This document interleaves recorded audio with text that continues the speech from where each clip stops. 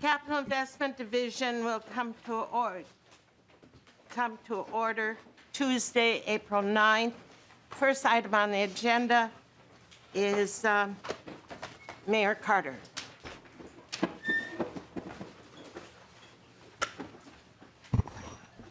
Welcome to the committee. Thank you, Madam Chair. Good morning, Madam Chair. Good morning, members of the committee. I want to thank you for the opportunity to testify this morning. I want to thank you for including the 3rd Street Kellogg Bridge in your bonding bill and for giving me this opportunity to share with you our concerns about why funding for this bridge is necessary. Beginning in September of 2014, our bridge engineers recommended to my predecessor, former Mayor Chris Coleman, that the safety margins for the bridge dictated reducing its traffic capacity by 50% in order to contain all traffic weight directly over the pier structure rather than over the portions of the bridge supported by overhanging cantilevered sections of the structure. To meet safety requirements and structural code changes, the city reduced the 4-lane bridge to 3 lanes and also closed the pedestrian walkway on one side of it. This restricted state in which the 3rd Street Kellogg Bridge has operated for the past 5 years is safe for the current volumes of traffic on the bridge right now, but the situation is unsustainable in the long term. Bridge engineers, as you know, are some of the most cautious and risk-averse people that exist. Mistakes in their calculations can lead to very severe consequences, and so we always must err on the side of caution. To maintain and ensure the safety of the bridge, we inspect it every other month at a cost of about $40,000 per year, which is a stark contrast to the annual inspections we give every other bridge we own. Another concern for us is the weight of snowfall. The record-breaking snow that we experienced this February demanded a plan to remove snow from the bridge's restricted sections.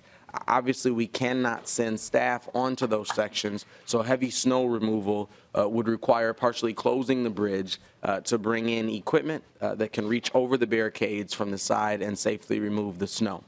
The 3rd Street Bridge, as many of you know, is a key regional connector for businesses and residents, supporting approximately 14,000 vehicles daily, connecting residents on our east side and in our greater East Metro area to the vitality of downtown and contributing to the livability of our metro area. Looking forward, the Gold Line Bus Rapid Transit is scheduled to start service in 2024 and scheduled to operate on the 3rd Street Bridge. We need the new bridge ready to go and operating to take full advantage of the Gold Line. This 3rd Street Kellogg Bridge is 37 years old and nearing the end of its useful life. It was originally owned and constructed by the state of Minnesota in 1982 before being conveyed to the city of St. Paul the following year with no funding or support for ongoing maintenance. While the vast majority of our city-owned bridges are 25 feet long and supported by 2 piers, the 3rd Street Kellogg Bridge is 2,100 feet long and supported by 19 piers. In fact, the only comparably sized city-owned bridge in the state is Minneapolis' 10th Avenue Bridge, which received rehabilitation funding from this body in 2017. We greatly appreciate your serious consideration of this urgent bonding request. Your support is critical to rebuilding the 3rd Street Kellogg Bridge and ensuring its ongoing safety and operation. I'm going to leave with you, I have letters here from our Gold Line partners who are in strong support of reconstruction of this bridge, and also from a handful of leaders in our building and construction trades councils. I'll leave those letters with you. We also have letters forthcoming from the chair of the Ramsey County Board of Commissioners as well. Thank you very much. Thank you, Mayor. I think the reasons that you delineated are the reasons why most participants in the priority exercise had the Kellogg Bridge at number 1 or 2. Madam Chair, we greatly appreciate your recognition of the urgency of this request. Plus the fact that Representative Zong's mom drives across the bridge every day. Madam Chair, that's something that's very important to us as well. Very good. Very good. Thank you. Thank you very much. Representative Lee. Madam Chair, I move approval of the minutes from the April 4th meeting. Representative Lee moves approval of the minutes as printed from April 4th. All in favor say aye. Aye. Opposed? The minutes are adopted as printed. The next item on the agenda is the walkthrough of the, Mr. Lee is going to walk through the capital budget proposal.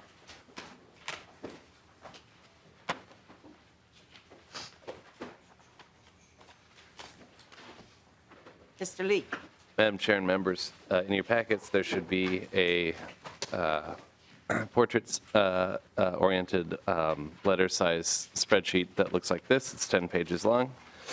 This is the list of appropriations in the DE amendment. I'll start on line 8, 117.7 million for asset preservation for the University of Minnesota, 28 million for the Child Development Building on the Twin Cities campus, 4.3 million for Anderson Hall and UMD. Then for Minnesota State, 150 million for asset preservation. For the Department of Education, library construction grants, 10 million. For the Minnesota State Academies, 4 million for asset preservation, 5.3 million for the safety corridor, and 3.9 million for dorm renovations, 5 million for asset preservation for the Burbridge Center for the Arts. In the Department of Natural Resources, 71.5 million for asset preservation, 14 million for buildings, then a total of 14.85 million for flood hazard mitigation, with 10 million for the program, 1.3 million for the Boys to Sioux Watershed Red Path project, 2.3 million for the Cedar River Watershed District, and 1.25 million for Pearlie and Hendrum. Then 200,000 out of the general fund for the Western Mine pits. Then on line 45, 2 million for fire operations and airport infrastructure for the DNR, and 2 million for dam safety repair and removal. For Forests of the Future, 5.646 million, and then for the state trails, the Gateway Trail, 500,000. Going down to line 53, the City of Babbitt in grants to political subdivisions, 750,000. Northfield, 2.5 million. Then for the City of Rochester, 2.75 million. Then for the City of Richmond, Cold Spring, and Rockville, for the Rocori Trail, 1.13 million, or sorry, 1.13, yeah. Then for Silver Bay, the Trailhead Center, 1.9 million, and 1 million for St. Louis County ATV Trail. For the Pollution Control Agency, 8.5 million for the Clay County Resource Recovery Campus.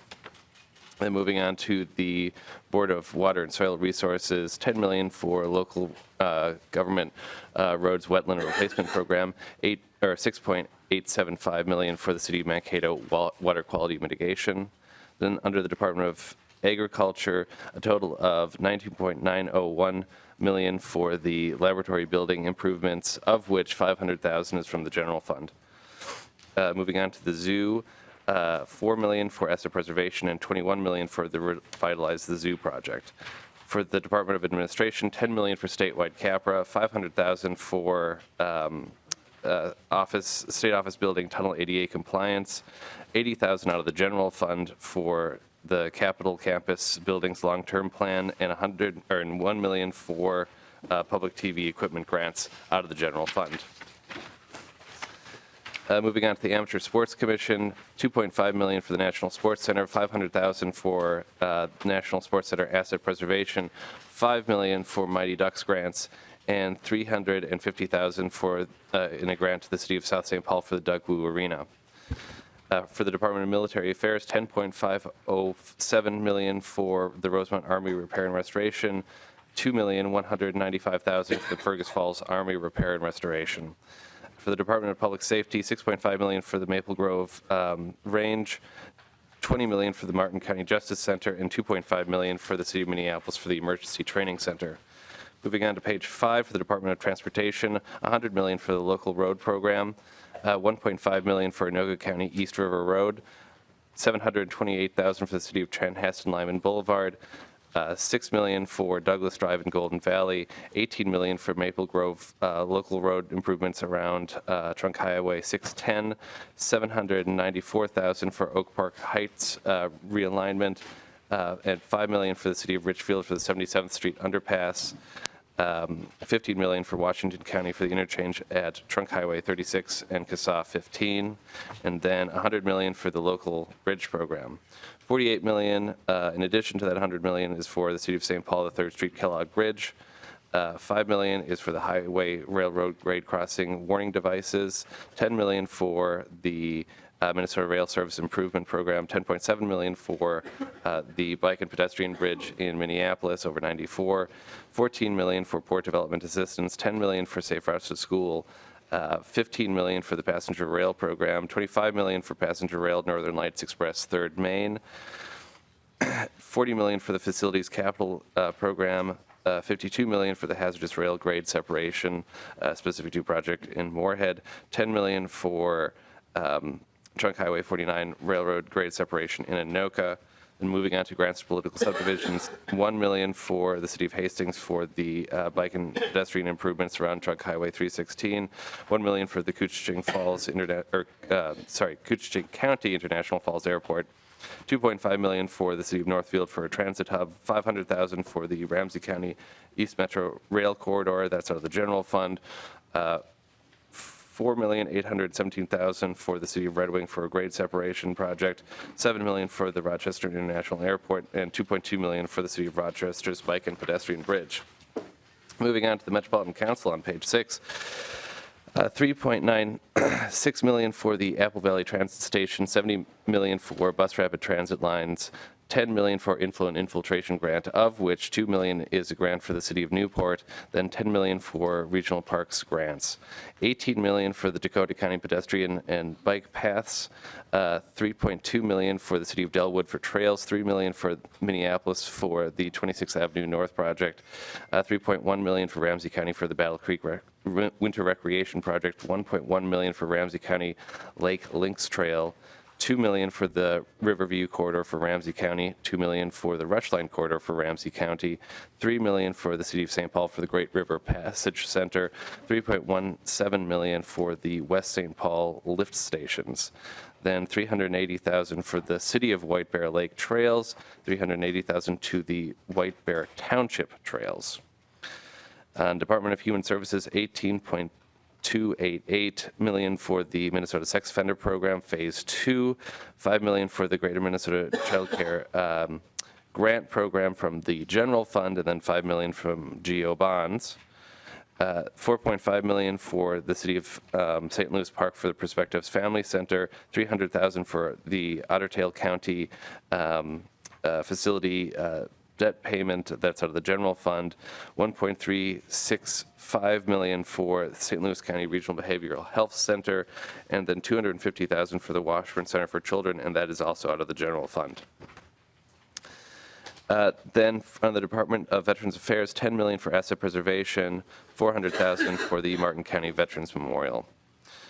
For the Department of Corrections, $20 million for asset preservation, $7.5 million for the Lino Lakes building renovation, $2.7 million for the St. Cloud Perimeter Fence Project, $1.6 million for the St. Cloud Fire Suppression System, $2.6 million for the Togo Sewer System, $2.6 million for the Stillwater Fire Suppression System, $1.8 million for the Red Wing Master Control and ADA Compliance Project, and $2.85 million for the Arrowhead Regional Corrections Board, or NERC. Moving on to the Department of Economic Development, $3 million for the Business Development Improvement Infrastructure Program, $2 million for the Innovative Business Development Infrastructure, and then moving on to grants to political subdivisions for the City of Annandale, $4.753 million for infrastructure replacement, $8 million for the City of Becker for infrastructure and a business park, $3 million for Becker County for a museum, $9.7 million for Chatfield Center for the Arts, $5 million for the City of Champlin for the Mississippi Point Park, $750,000 for the City of Deep Haven for the North Home Avenue Bridge, $7 million for the Duluth seawall and surface improvements, $250,000 for the Duluth Lakes or the Lake Superior Zoo, $5,488,000 for the Grand Rapids Ira Civic Center, $2 million for Hastings City Hall, $1.799 million for Hennepin County for Vivo Phase 1, $1.5 million for the City of Hibbing for Mine View Park, $1 million for the City of Lakeville for Ames Arena, then $50,000 for the City of Lakeville for the Ritter Farm Park, $180,000 for the City of Lakeville for clean water infrastructure, $250,000 for the City of Lakeville for sanitary sewer lift stations, then $19 million for the City of Minneapolis for the Central City Storm Tunnel, $2 million for the City of Minneapolis for an outdoor performance venue, $550,000 for the City of Minneapolis for the Schubert project, and I'll also note that there's a cancellation that corresponds with the previous appropriation that we'll get to at the end of the spreadsheet. Then $300,000 for the City of New Ulm for the German Park Amphitheater, $12.5 million for Olmsted County for the Graham Park Event Center, and $845,000 for the Rice Lake water and sewer utilities, $100,000 for the Serbian Cultural Center in Minnesota out of the general fund, $10.7 million for the City of St. Cloud Municipal Athletic Complex, $2.5 million for the Jacob Wetterling Rec Center in St. Joseph, and $4 million for the St. Louis County Heritage and Arts Center. Then $500,000 for the East Side Freedom Library for the City of St. Paul, $250,000 for the Downtown YMCA out of the general fund for the City of St. Paul, then $750,000 for the Humanities Center for the City of St. Paul, $5.5 million for the International Institute of Minnesota for the City of St. Paul, $4 million for the Playwright Center in the City of St. Paul, $3 million for the Victoria Theater in St. Paul, $5 million for the Creek Center in the City of Plymouth, and $5 million for the John Rose Oval in Roseville. Then $178,000 for sewer and street improvements in the City of Willarney. Moving on to the Public Facilities Authority on page 9, $5 million for matching grants for US EPA capitalization, then a total of $40 million for the Wastewater Infrastructure Fund, of which $15 million is for the clean water drinking infrastructure and $25 million is for drinking water infrastructure. Then $22 million for the point source implementation grants. Under grants to political subdivisions, $2 million for the City of Bemidji for drinking water, $1.22 million for Duluth North Source Sanitary District debt service reduction, $6 million for the East Range Joint Powers Board drinking water system, $600,000 for the City of Floodwood for stabilization ponds, and then another $600,000 for the same project out of the general fund. And $600,000 for the City of Orinoco for wastewater infrastructure, then $5.75 million for the Red Rock Rural Water System for water treatment plant and line expansion, $4.4 million for the City of South St. Paul for the Concord Street Public Utilities, $5 million for the City of Spring Lake Park water infrastructure, and $17 million for the water treatment plant in Two Harbors. Then $9 million for Twin Lakes Township water infrastructure, and $5.28 million for the Western Lakes Superior Sanitary District. Then under Minnesota Housing Finance Agency, $30 million for public housing rehabilitation for the GEO bonds, and then for Minnesota Historical Society, $12 million for the Fort Stilling Visitor Center, $12 million for, the Visitor Center, $4 million for historic sites asset preservation, and $750,000 for the county and local historic preservation grants, and then $300,000 for the City of South St. Paul for a women's suffrage memorial. Moving on to Minnesota Management and Budget for bond sale expenses, $1,541,000 for GEO bond sale expenses and $102,000 for trunk highway bond sale expenses. Then $120 million in new authorization for appropriation bonds for nonprofit housing. Then you will see the totals on lines 320 through 326. And a few calculations that have to be made with the totals on 327 to 331.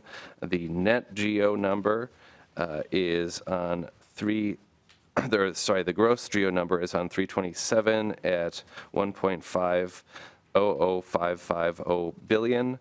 Then there's the GEO cancellation mentioned earlier for the Schubert Theater at 550,000, bringing the bill to a total of 1.5 billion in net new GEO bond authorization, with a target of 1.5 billion in GEO authorization and 10 million in general fund spending. Moving on to the debt service tracking sheet. That's the legal size sheet that's in the landscape, one page.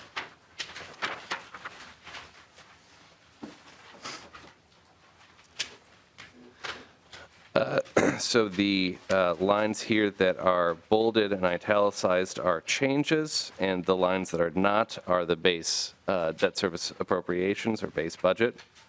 So you can see the first change is on line 4 with the additional MHFA bond authorization with debt service starting in fiscal year 2023 at $4.8 million. And then on line 11, this is you can see at the far right-hand side, this is the DE amendment in front of you, $10 million for general fund spending. And then you can see the additional debt service authorization as a result of $1.5 billion in additional GO borrowing on line 16. And then you can see the House target in the box below the other calculations at $1.613 billion, $479,000 in debt service and cash capital spending. And with that, Mr. Chair, I'm done, and I'm happy to answer any questions. Questions? Thank you very much, Mr. Lee. Ms. Dyson, would you please walk through Article 2 of the proposed DE1? Madam Chair and members of the committee, Article 2 in the DE1 begins on page 63. And the first section is the negotiated sales authority. This gives the Minnesota Management and Budget the authority to use a negotiated sales approach as opposed to the competitive approach for issuing bonds. And it's authority that they've had since approximately 2008 or 2009. But the existing authorization for this expired, and so this is renewing it and making it permanent. Section 2 is a new program in the Department of Employment and Economic Development for the Greater Minnesota Child Care Facility Capital Grant Program, which is funded in Article 1 with $5 million in GO and $5 million in general fund. And the programmatic approach creates two accounts, one in the Special Revenue Fund and one in the Bond Proceeds Fund. The eligible applicants include city, county, school district, or joint powers board of those entities for accessing either account. Private child care providers would only be eligible for general fund appropriations. The program is to provide up to 50% of the capital costs for child care facilities in Greater Minnesota. And as you will see on page 64, the purpose of this is to enhance or keep jobs in Greater Minnesota and increase the tax base and expand or create new economic development in the areas. Then going on to page 66, Section 3 of Article 2 is the Library Construction Grant Program statute, and in Subdivision 5, this relates to the accessibility grants and increases the grant amount from $200,000 to $450,000. Section 4 on page 66 is the Transportation Facilities Capital Program. This is the program for trunk highway bond spending that in the bill on page 27 has $40 million in trunk highway bonds authorized, and this comes from the governor's bill. On page 67, Section 5, this is the Mighty Ducks program and continues on through page 69, where you'll see the change in the grant amounts. And there were a number of bills introduced to increase the grant amounts for the rehabilitation or renovation related to air quality improvements and reduction or elimination of the R22. And I believe this section is also in the state government finance bill at this point, the statutory change. Section 6, 7, and 8. These are from the governor's bill, and these are the equity provisions that modify the Minnesota Human Rights Act to include local governments that receive state bond funding and capital funding in requirements related to affirmative action plans and pay equity certifications. On page 71, Section 9, and then Section 10, you have the housing infrastructure bonds the new authority for $120 million in housing infrastructure bonds, and section 10 that continues on to page 72, it establishes the payment from the general fund. Section 11 is an extension of time for the Richfield 77th Street underpass to 2023 to match the time period that would apply for the new funding that's in Article 1 for this project. And then Section 12 is the Veterans Home Trust Bridge in Minneapolis. This allows that any money that is not spent specifically on the bridge can go to asset preservation of veterans' homes statewide. Section 13 on page 74 relates to the Glen Sheen project that was funded in 2018 and allows a staging of the projects based on the non-state contributions that are made to the project so that they can, once they have enough match for a particular discrete aspect of the Glen Sheen project, they can access the state money and proceed with that part. Section 14 and 15 are from the governor's bill and make corrections to total amounts in the 2018 bonding bill that were in error. And then Section 16 is the effective date for the article, which is the day after enactment, the same as Article 1. And that concludes Article 2.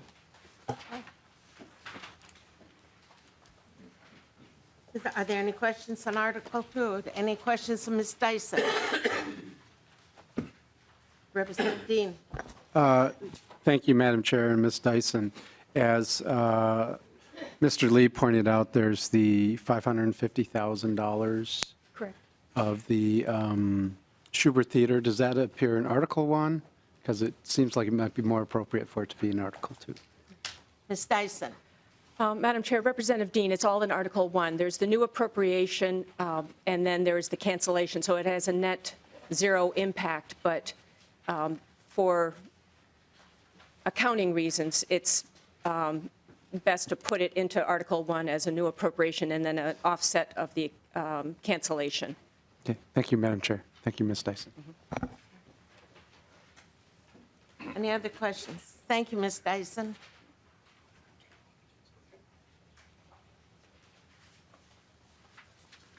Before you then is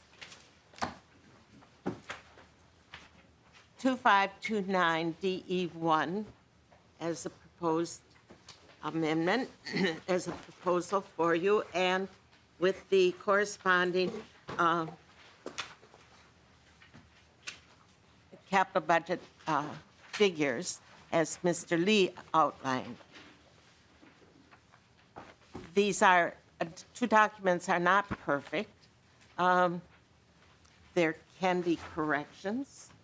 There can be additions or deletions, as long as we meet our target of $1.5 billion.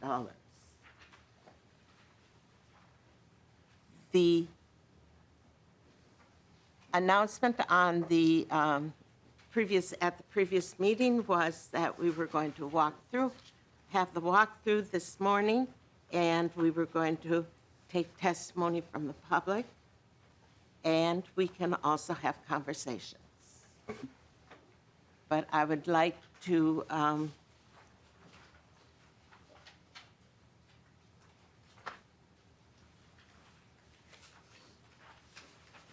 look through the other items in our packets. And one is to accompany the information that you already have for DE and for the budget. One of the items in your packet is this map.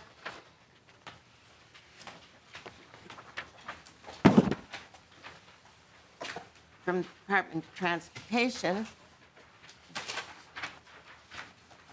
with all the road projects, right? And on the other reverse side is the projects that are mentioned in in the DE.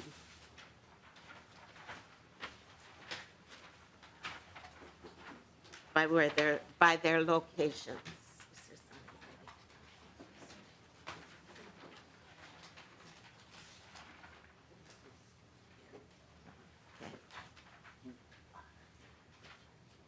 The other item in your agenda, or in your packet,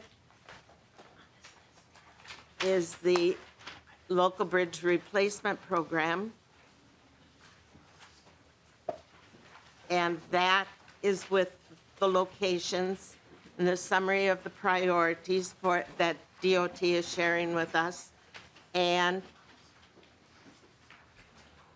the priority list throughout the state as it affects this bill.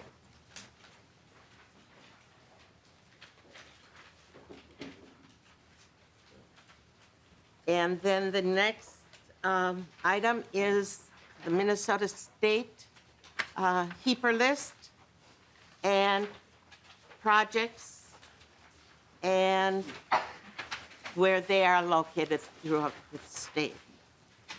This is truly a statewide, regional, county, city, township, Minnesota proposal. A proposal for Minnesota. A proposal to connect Minnesotans and fix the problems throughout the state that are ongoing and address on a priority basis needed projects, emergencies, and a few wants.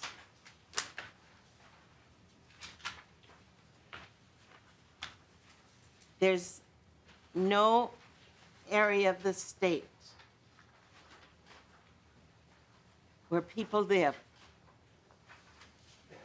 that will be totally unaffected by the projects and the contents of the DE1.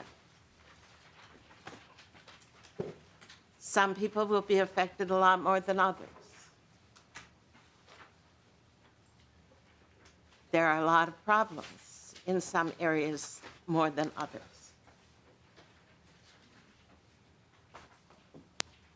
I think they've been addressed as well as we could do in the first imperfect run-through.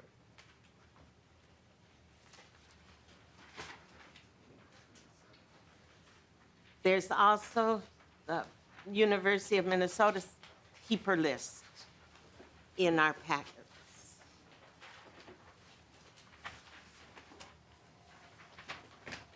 "98 lines that are contained in the projects of their needs.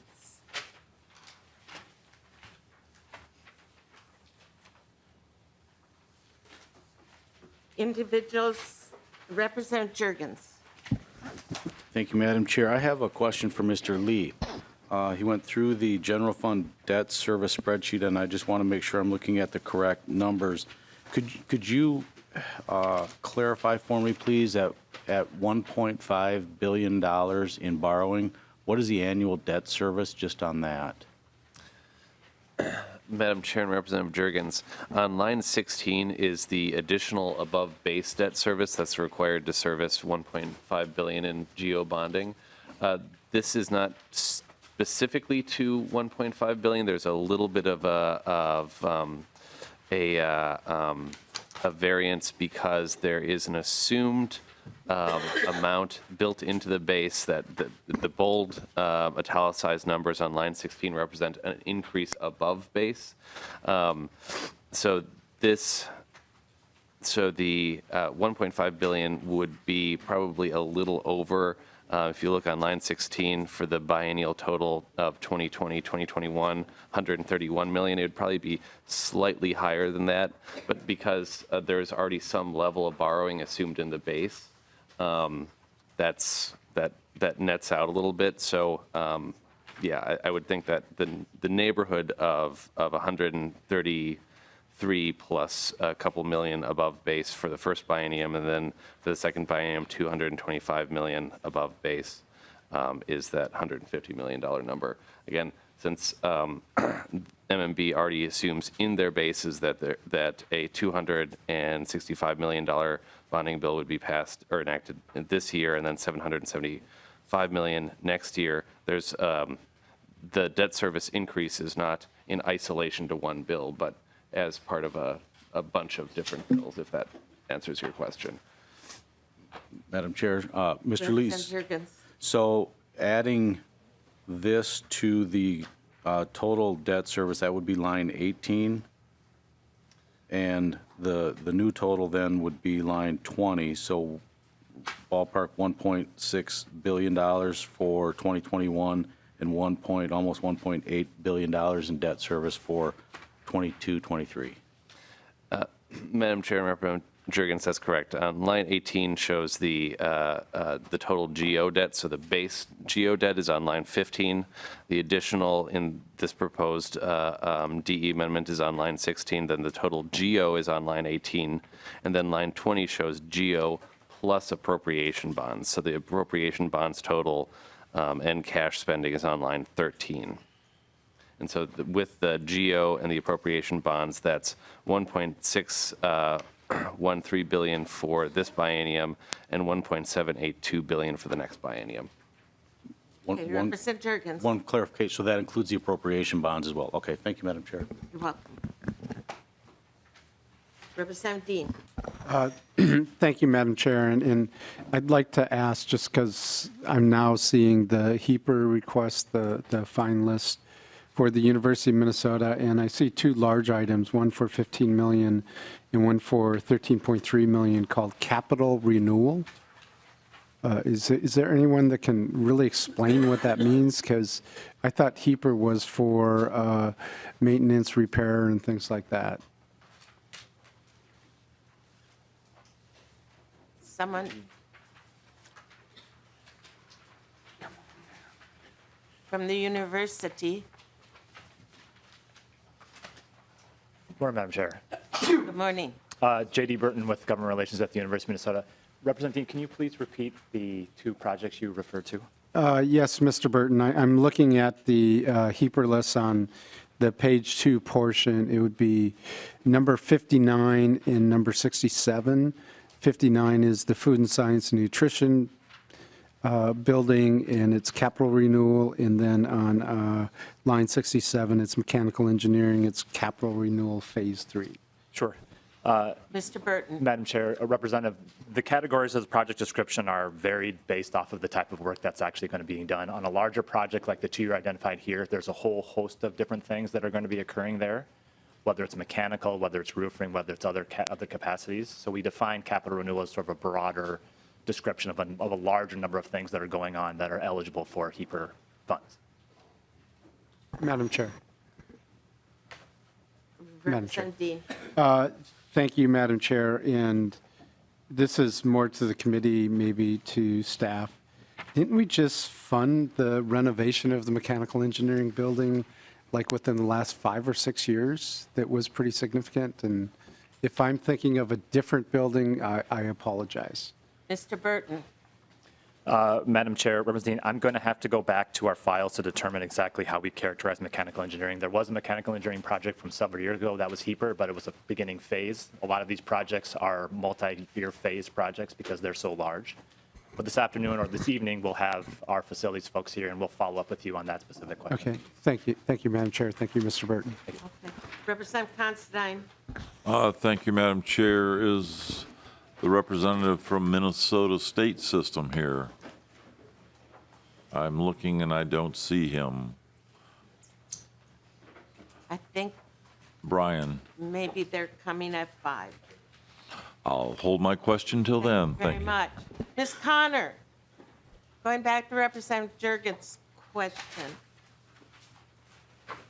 could you come and remind us about our debt capacity?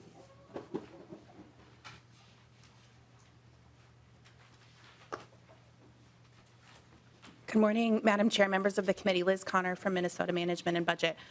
According to the February forecast, the current debt capacity of the state is just over $3 billion, which is the maximum amount of borrowing that the state could undertake in the next biennium before we exceed the measures of our debt limit. Would you repeat that again, please? Sure.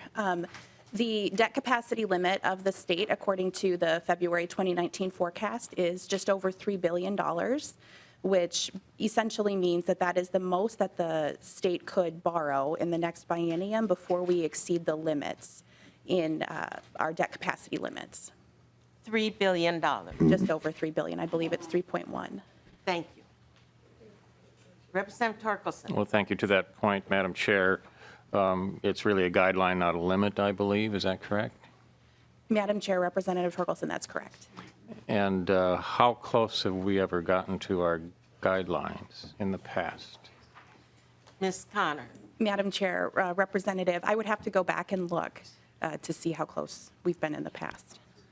Thank you, Madam Chair. Thank you. Have we ever exceeded our guideline limits, or guidelines, I should say? Ms. Connor.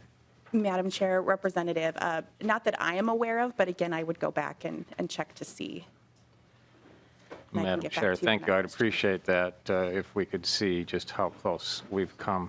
Madam Chair, I had a couple of other questions not related to this. Okay, I think I have a couple more related to Ms. Connor. Representative Considine. Thank you, Madam Chair. Currently, the economic climate, we're at historic lows for borrowing. Is that correct? Interest rates? Ms. Connor. Madam Chair, Representative, I'm not sure that we are at historic lows, but I think it is safe to say that we are in a favorable borrowing climate, coupled with the fact that the state's credit rating leverages a favorable interest rate as well when we borrow. Quick follow-up. Representative Considine. If that would change by a quarter of a, what the point system, what do they call it? You know, yeah. How much difference are we talking about, ballpark? Ms. Connor. Madam Chair, Representative, I'm a bit out of my depth venturing a guess to that question, but perhaps there is a measure going up in those steps that you're referring to. I can look into that and get back to the committee. Thank you, Ms. Connor. Representative Erdahl. Thank you, Madam Chair. And, you know, in a general sense, obviously there are a lot of good things that you've put on this bill. I think the key for us is a lot. You know, yes, we may have the capacity for $3 billion, but at 1.5 this year, I sense that that's also where we're going next year, being right at the very limit of what we can do. In light of the other things, you know, tax increases and expenses that the state is having, you know, it puts us, I think, in a possibly precarious situation as far as our voters are concerned, because obviously they have to pay for all of this. I do have a specific question, however, and that's on the PFA. And, you know, that is one of the areas that I am, you know, very interested in, of course, you know, funding. But I'm wondering, and maybe Mr. Freeman can answer this. I think it's what, $122 million for PFA. Those items that are listed here, if we did $122 million PFA, would that be covered by what is already being set aside for this by the PFA? Mr. Freeman. In other words, Madam Chair, the question is, I mean, do they need to be earmarked, or are they already covered by the money that we would be appropriating? Mr. Freeman. Madam Chair, Representative Erdahl, each of these would be a little different story. Some of these projects would be eligible for PFA programs, but perhaps only the low-interest loan side, not necessarily grant. Some are on the list and in line for funding through a combination of loans and grants. Others may not be eligible, so it varies. Thank you. Thank you, Mr. Freeman. Representative Stout. Thank you, Mr. Chair. Before you jump up, there's always this business of vagary of us forcing our will, the collective us, onto the work that has been methodically planned and run through the systems that we also approve of by a department. And I'm curious how much space is there or how much laxity is available that we're not just completely turning your planning system upside down when we try to, let's say, correct for priorities. Mr. Freeman. Madam Chair, Representative Luck. Correct. I got to write that one down. Correct for priorities. I'm not sure how to answer that. The money with as much clarity and forthrightness as possible. The money for the PFA programs that are in the state matching funds for the revolving loan programs, the WIF grants, the PSIG grants. There are a lot of projects, and I've shown you the lists of those projects that have been going through the process. Many are lined up for construction this summer, and this money would allow many of those to move ahead. So there's a lot of cities, a lot of projects that work through the process. I don't want to necessarily say anything negative about the others. The programs work well, but I can't say they fit every situation, and I guess that's up to your discretion to decide which ones those are. Representative Stout. I'll take another, just a short version of that question then. We've got examples that I think in all of our districts where we've had a project that we knew had worked its way through the system and was continuing to buffet itself against some sort of impediments to the decision process. And then other projects sort of hit a streamline patch with maybe a person who has a voice that would push it forward. I've campaigned to people relative to bureaucrats' work, particularly in the area, I find it useful to use transportation, and I'll say, you know, we pay these engineers huge salaries, and they spend an inordinate amount of time planning these projects, and then we, as the ultimate body, come in and say, no, we'll put this one in front of that, causing the engineers to have to pick that project up, set it aside, and possibly to be left there wasting that both hours and dollars expended on their expertise and never come to any avail. And I find that one of our hidden wastefulnesses in our process. So I'm trying to fish for something. I understand your reticence. I'm fishing for something that would cause us to have a very open and real discipline about entering into the process.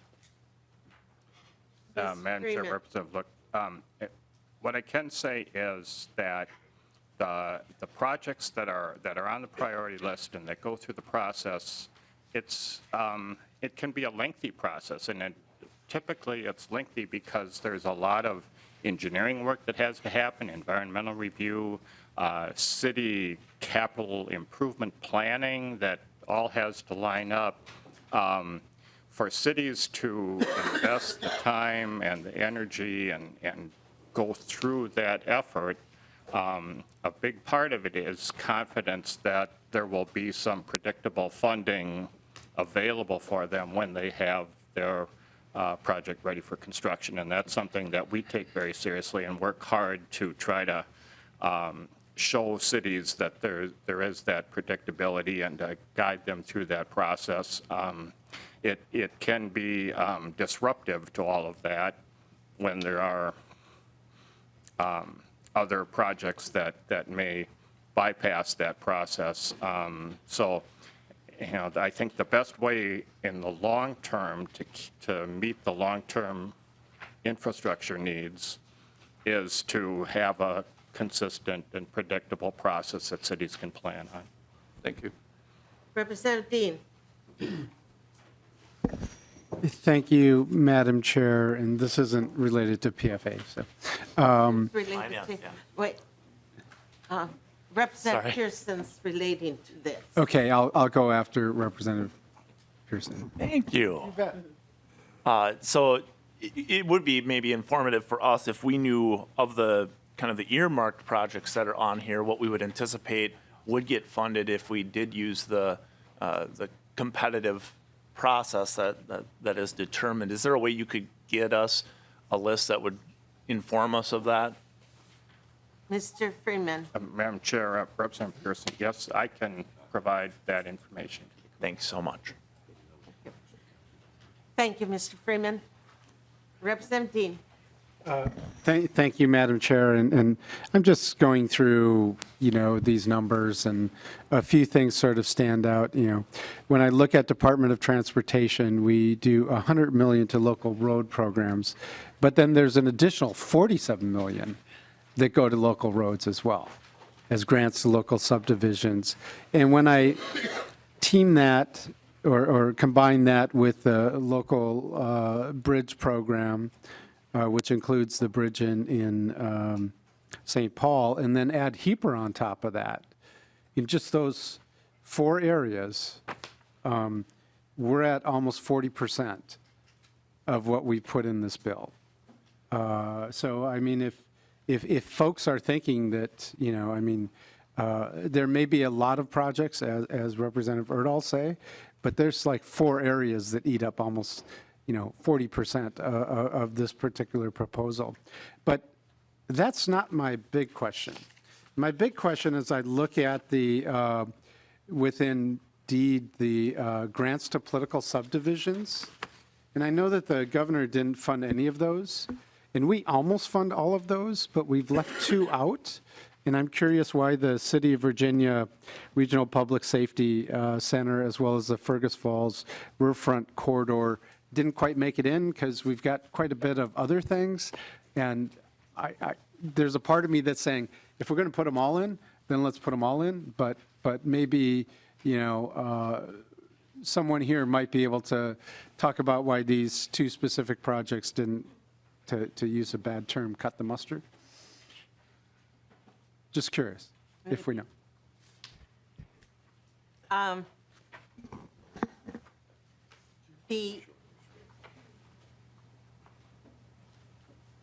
None of the fire departments or police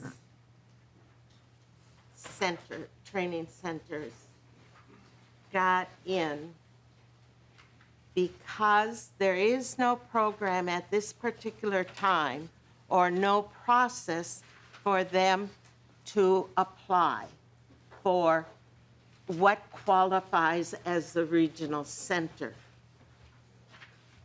And in the past, I remember back to the 90s, the regional center, there was a understanding of what would be a regional center, and there would be like 8 across the state, if my memory serves me, and it might be wrong. But, and those were, then we had the regional center. Now, it seemed like the projects that came to us did not go through the last run through of MMB's process, nor did they, or they announced to themselves that they would be a regional center, but we don't have recognition of those projects as regional centers at this time. And so in our process, as we were going along, I thought that we should try to develop some language and maybe working with Department of Public Safety, determine what in the future will be regional training centers. And that would be better if they went through the MMD process this year, coming in May, and ending in July, and then get on the list for next year. Okay. That was my thoughts when I made that determination. It also might have been part of the discussion a little bit the other night when we were compiling the results of the survey.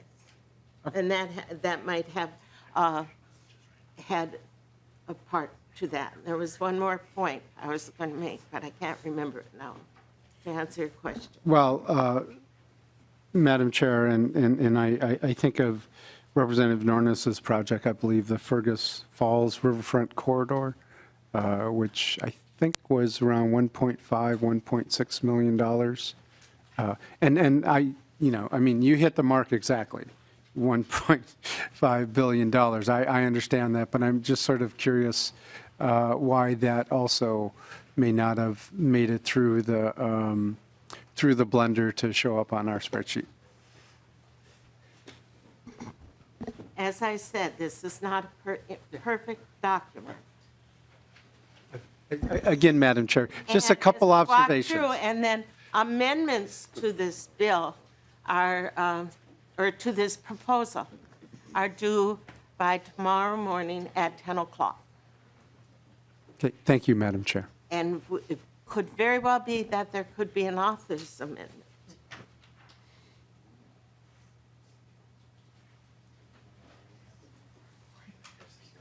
Representative Nornis.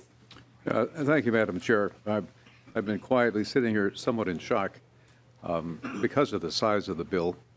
I think we were told it was around $800 million to start with, but that's not what I wanted to mention. You know, it's sitting here, it's hard for me to pass an amendment to make it larger, but there are at least 2 or 3 projects that aren't in here that are mine, and we need to discuss that at some point as we go forward. But, and one of them is that riverfront project, which I think is very important to my area, and it's not a real pricey project. So we'll talk further. Yes, we can do that. Representative Erdahl. Thank you, Madam Chair. And just a general comment and a specific question. I think we had the conversation about, you know, training centers and regional centers versus where they should be earlier. And quite a few years ago, they were trying to focus on maybe a couple spots in the state. I know that Fort Ridgely was going to be the site. And they've loosened up considerably. I think it goes beyond regional centers now as to where some of these training sites and police training centers and fire training centers are going to be located, but that's something that we need to nail down more in the future. I'm just wondering, when I chaired, we would have, like, I think in 2018 we had $4 billion in requests for a $1 billion bonding bill. And I'm wondering, in this particular bonding bill, do we know how much in requests we had relative to what is being suggested for appropriation? Yes, we do. And what would that be, Madam Chair? Don't have it here with me today. I will bring it this evening. All right, thank you. Okay. This meeting is in recess until 5 o'clock this afternoon.